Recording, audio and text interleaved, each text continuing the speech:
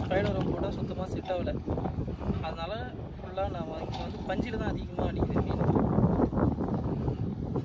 அதனால் ஒரு பாப்பா பூவுக்கு 3 பஞ்சு ஊக்கு போடுற மாதிரி போடுறேன். இந்த ஏரிக்கு இதுதான் செட்டிங் கரெக்டாக இருக்குது. சில இடத்துல பார்த்தீங்கன்னா பாப்பப்பில் நல்லா அடிக்குது, சில இடத்துல பார்த்தா ஸ்பைடர் நல்லா எடுக்குது. இந்த ஏரியில் பார்த்தீங்கன்னா பஞ்சில் தான் எடுக்குது. அதனால் நான் 4 ஊக்கு பஞ்சு போட்டிருக்கேன். ஒரே ஒரு பாப்பப் மட்டும் போட்டுருக்கிறேன் சும்மா. நான் இது வரைக்கும் பிடிச்சிட்டேன் மீன் எதுலையுமே. ஆனால் பாப்பப்பில் மாட்டல. காலையில் ஒரு கட்லா மீன் மாட்டிச்சு. நம்ம கேமராமேன் லேட்டாக வந்ததுனால அதை எடுக்க முடியல. கடைசியில் பேக் பண்ணும்போது அதை கீழே கொட்டி காட்டுறேன். அதுவுமே பஞ்சில் தான் எடுக்குது. ஒரு 8 கிலோ இருக்கும். வெயிட் போட்டு காட்டுவோம். இப்போ பொறிச்சிட்டேன். 2 முள்ளை தொங்கிட்டேன்.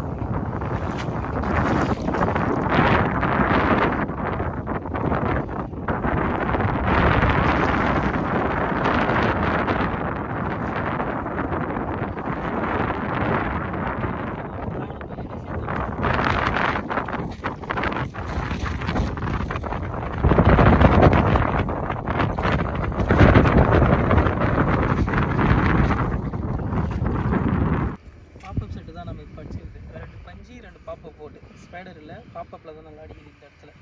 எப்பவுமே வந்து இடத்துக்கு ஏற்ற மாதிரி எடுக்குது. இந்த ஏரியில் வந்து பாப்பப்பு தான் எடுக்குது. ஸ்பைடருக்கு செட் ஆகலை. ஸ்பைடர் போட்டு பார்த்துட்டும் எடுக்கலை. பாப்பப் தான் நல்லா ரிசல்ட்டாக இருக்குது இங்கே. அதுலேயும் பஞ்சியில் தான் நல்லா எடுக்குது. என்னன்னா இது வந்து கட்லாவும் ரோகும் மிக்ஸ் ஆன மீனுன்னு சொல்கிறாங்க. இது ஜாயிண்ட் ரோகு அப்படின்னு சொல்கிறாங்க. வாய் பாருங்கள் தெரியும். கட்லாவும் ரோகும் கலப்படமாக இருக்குது. சரி,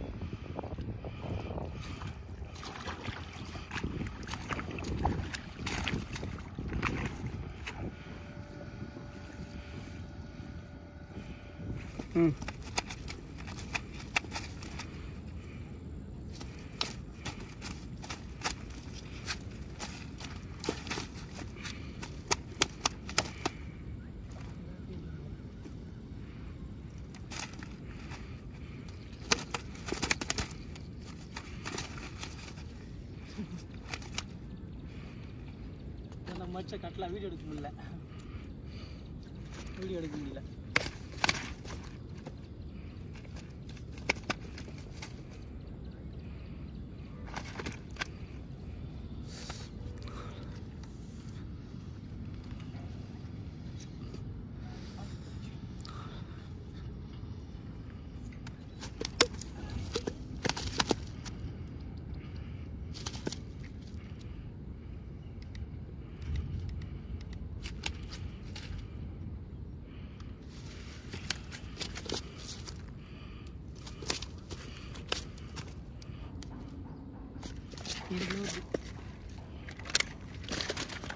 ஏழு கிலோவா?